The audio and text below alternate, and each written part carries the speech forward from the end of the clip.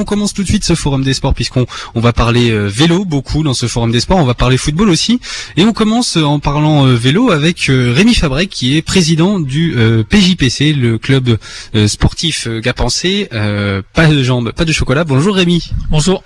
Alors Rémi, vous êtes président de ce club, c'est l'un des plus gros clubs régionaux de vélo de Provence, de la région PACA. C'est plutôt une belle réussite parce que ça couvre que le bassin gapençais pour l'instant. Pour l'instant, oui, la majorité de nos adhérents sont du bassin gapençais, en effet, oui. Alors, comment ça se passe au PJPC ? Au PJPC, ça se passe très simplement. On a une grosse section de jeunes avec plus de 130-140 jeunes pour cette nouvelle saison, avec une orientation VTT et VTT descente. Et ensuite, l'autre partie de nos adhérents font partie, c'est un public adulte, composé d'hommes et de femmes bien sûr, et qui partagent les animations et les différentes dates prévues sur nos événements et nos animations. Alors 230 licenciés, c'est quand même un bon score on peut dire pour un des plus gros clubs de la région. Qu'est-ce que vous leur proposez à ces licenciés ? En fait, moi, le côté licencié, le nombre de chiffres, ça m'intéresse pas, puisque si je me projette, il y a 5-6 ans, on était 10. Donc, c'est grâce à ces 10 personnes-là, le développement de ce qu'on a pu faire, on arrive en effet à dépasser les 200 depuis un an. Le nombre de licenciés peut paraître important par rapport à une fédération et par rapport à un comité.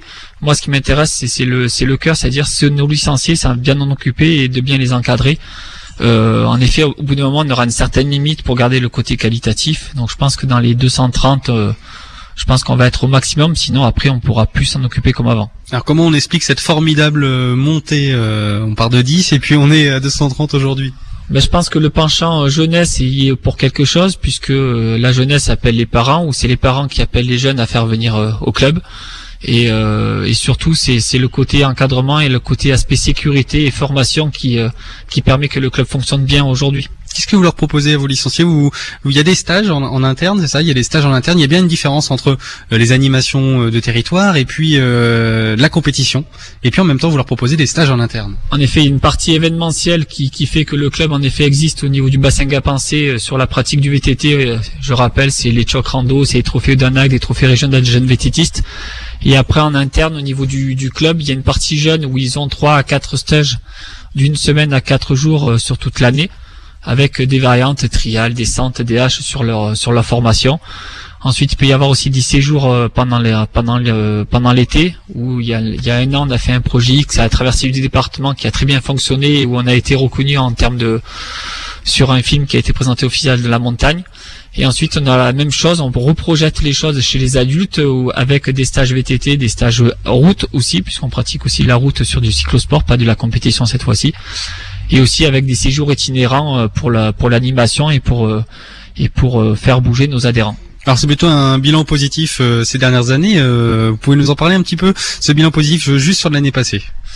Je pense que le bilan est très positif si on passe sur l'aspect humain et sur l'aspect pratique du sport. En effet, nos animations et ainsi que ce qu'on peut proposer à nos adhérents permettent de faire fructifier la pratique du VTT et du vélo de route, principalement du VTT, voilà. Ensuite, chez les jeunes, du fait d'avoir monté une section jeune compétition qui regroupe à peu près 30 à 35 jeunes et une quarantaine pour cette année, a permis de vraiment former les jeunes et avoir des résultats un peu plus pertinents sur cette saison-là. Et la petite nouveauté aussi sur 2013-2014, c'est une nouvelle section de groupe DH, donc de descente DH, avec 9 jeunes, puisqu'on ne pouvait pas faire plus par rapport à des problèmes de transport et de sécurité. Et nos jeunes, alors là c'est plutôt des jeunes à partir de minime cadet, junior, voire senior, ont très bien fonctionné et ont apporté une belle visibilité de notre club, de notre territoire sur toutes les autres régions. On va parler maintenant du bilan, des projets, pour cette année. Les projets, on va continuer, je vais plutôt finir le côté bilan avec aussi un développement de la pratique du VTT au féminin, qui a vécu un grand succès il y a 3 semaines avec un week-end girl qui s'est passé sur Serre Chevalier. Et on a regroupé plus de 35 filles sur ce week-end-là grâce à 2 bénévoles actives du club qui ont monté ce petit produit-là. Et normalement, puisqu'il y avait la moitié déjà des licenciés qui étaient au niveau du stage, ça a permis de faire aussi une promotion et de pouvoir accepter et accueillir avec grand plaisir des nouvelles adhérentes adultes au niveau du club. Alors l'objectif, c'est de développer cette section féminine. C'est développer cette pratique en effet du VTT au féminin, ainsi qu'aussi du vélo de route, continuer à développer la pratique du VTT au féminin, surtout aussi pour les jeunes, parce qu'on a un potentiel assez énorme et voilà. Et ensuite, bien sûr, garder aussi des places et grappiller des places au niveau des compétitions, au niveau des résultats de VTT pour la saison prochaine. Vous êtes engagé en Coupe de France, j'ai cru comprendre. Comment ça se passe? Non, la Coupe de France, c'est la cerise sur le gâteau. Pendant quelques années, on n'avait pas du tout la prétention et on n'avait pas du tout le niveau de nos jeunes. Ils n'étaient pas encore formés. Mais là, les tout jeunes qui deviennent jeunes et grands ados, avec la formation qu'ils ont eue et le travail qu'on a pu mettre en place avec eux sur le groupe compétition ou d'autres, je pense que dans les années à venir, on va avoir des résultats assez importants au niveau des Coupes de France, voire peut-être au-dessus peut-être, et faire comme certains idoles et comme les idoles comme Stéphane Tempier. Alors comment on tombe dans le vélo comme vous? Comment on lance un club? Comment on devient président d'un club régional d'importance? Comment vous êtes tombé vous dans le vélo? Moi, je suis tombé dans le vélo. Je suis originaire de Aix-Marseille, donc c'était plutôt à la base du triathlon, après du VTT, et ce qui m'a fait basculer sur vraiment une pratique assez intensive, c'est mon arrivée à la fac il y a quelques années, voire il y a 10 ans. Et ensuite, c'est un groupe de copains, c'est voilà la promotion du vélo. Pourquoi faire ça dans notre coin? Et voilà, c'est le partage, et on en arrive là.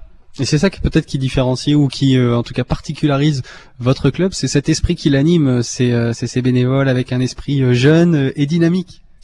Ouais, on va dire que c'est jeune et dynamique, ça veut pas dire que les autres ne sont pas jeunes, mais je pense que on a pris le sujet et le cœur de notre club quand on avait 30 ans.